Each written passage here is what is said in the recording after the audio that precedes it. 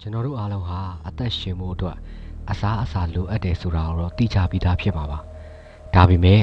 အစားအစာထပ်ဖို့အရေးကြီးတဲ့အရာတစ်ခုရှိပါတယ်အဲ့ဒါကတော့မေတ္တာတရားပါ1950ပြည့်နှစ်တွေတုန်းကကမ္ဘာသိပ္ပံလောကမှာအယူအဆတစ်ခုရှိခဲ့ပူပါတယ်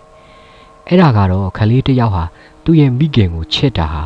မိခင်ကသူ့ကိုနှုတ်တိုက်လို့တာဖြစ်တယ်ဆိုတဲ့အယူအဆပါဒီအယူအဆကိုမှားယွင်းကြောင်းတတ်သိပြဖို့စိတ်ပညာရှင် Harry Harlow ဟာတမိုင်းမှာအငင်းပွားပွေရာအကောင်းဆုံးစမ်းသပ်ချက်တစ်ခုကိုပြုလုပ်ခဲ့ပါတယ်။ Harlow ဟာမြောက်ကလေးတွေကိုသူတို့မိခင်တွေစီကနေခွဲထုတ်ပြီးတော့လောင်ရင်ထဲမှာမိခင်အတုနှစ်ခုနဲ့ထားလိုက်ပါတယ်။ပထမမိခင်အတုကတော့တန်ကြိုးတွေနဲ့ပြုလုပ်ထားတာပါ။သူ့မှာတော့ဘာနူးညံ့မှုမှမရှိဘဲနဲ့အေးဆက်ဆက်နိုင်လှပါတယ်။ဒါပေမဲ့သူ့မှာမြောက်ကလေးအတွက်နှုတ်ဘူးရှိပါတယ်။ဒုတိယမိခင်အတူကတော့နူးညံ့တဲ့အဝတ်စတွေနဲ့ပတ်ထားတာပါသူကတော့အရန်နှွေးထွေးတယ်ဖတ်ထားလို့လည်းကောင်းတယ်ဒါပေမဲ့သူ့မှာမြောက်ကလေးအတွက်အစားအစာလုံးဝမရှိပါဘူးတိဗ္ဗံပညာရှင်တွေထင်ထားတာကမြောက်ကလေးဟာသူ့ကိုအစာကျွေးတဲ့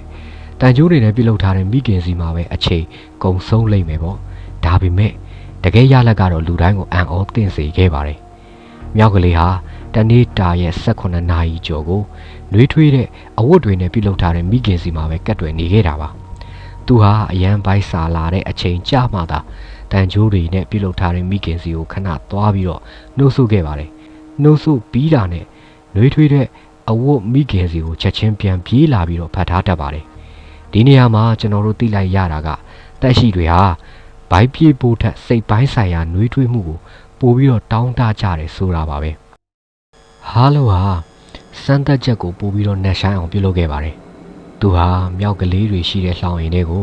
ကြောက်စရာကောင်းတဲ့အတန်တွေမြည်နေတဲ့စက်ရုပ်အယုတ်ကိုထည့်လိုက်ပါတယ်မြောက်ကလေးဟာအရင်ကြောက်သွားတဲ့အခါဘယ်သူစီကိုပြေးသွားမလဲသူ့ကိုအသက်ရှင်အောင်အစာကျွေးထားတဲ့တန်ကြိုးတွေနဲ့ပြုလုပ်ထားတဲ့မိခင်စီကိုလားတကယ်ကတော့အဲ့လိုမဟုတ်ပါဘူးသူဟာအသက်လုပြီးတော့အဝတ်တွေနဲ့ပြုလုပ်ထားတဲ့မိခင်စီကိုပဲပြေးဖက်ပြီးတော့ငိုကြွေးနေခဲ့တာပါ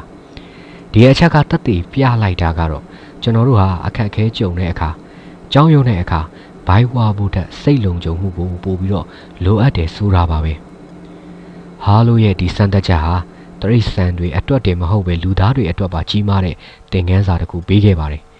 မေတ္တာတရားနှွေးထွေးတဲ့အထီးအတွေ့နဲ့ဂရုစိုက်မှုဟာတက်ရှိတွေရဲ့ကြီးထွားမှုအတွက်အစားအစာထက်တောင်ပိုအရေးကြီးပါတယ်ဒီဗီဒီယိုကိုကြည့်နေတဲ့သင်ဟာသင်အနာကတရိတ်ဆန်တွေကိုပဲဖြစ်ဖြစ်သင်မိသားစုဝင်တွေကိုပဲဖြစ်ဖြစ်အစာကျွေးယုံပတ်စံပေးယုံနဲ့တာဝန်ကျေပြီးလို့တော့မတွေးလိုက်ပါနဲ့သူတို့တကယ်လိုအပ်တာကသင်ရဲ့နှွေးထွေးတဲ့အထီးအတွေ့နဲ့မေတ္တာတရားပါဘာလို့လဲဆိုတော့တက်ရှိတိုင်းဟာအစာမရှိရင်အသက်သေးနိုင်ပေမဲ့မေတ္တာတရားမရှိရင်တော့သူတို့ရဲ့စိတ်ဝိညာဉ်ဟာတဖြည်းဖြည်းသေဆုံးသွားနိုင်လို့ပါပဲဒါကြောင့်အခုပဲသင်ဘေးနာကတက်ရှိလေးတွေကိုနှွေးထွေးတဲ့မေတ္တာတရားတွေပေးလိုက်ပါနောက်ထပ်ဘ ഹു တုတရစရာဗီဒီယိုတွေအတွက်လည်း subscribe လုပ်ထားပေးဖို့မမေ့ပါနဲ့ခင်ဗျာအားလုံးကိုကျေးဇူးတင်ပါတယ်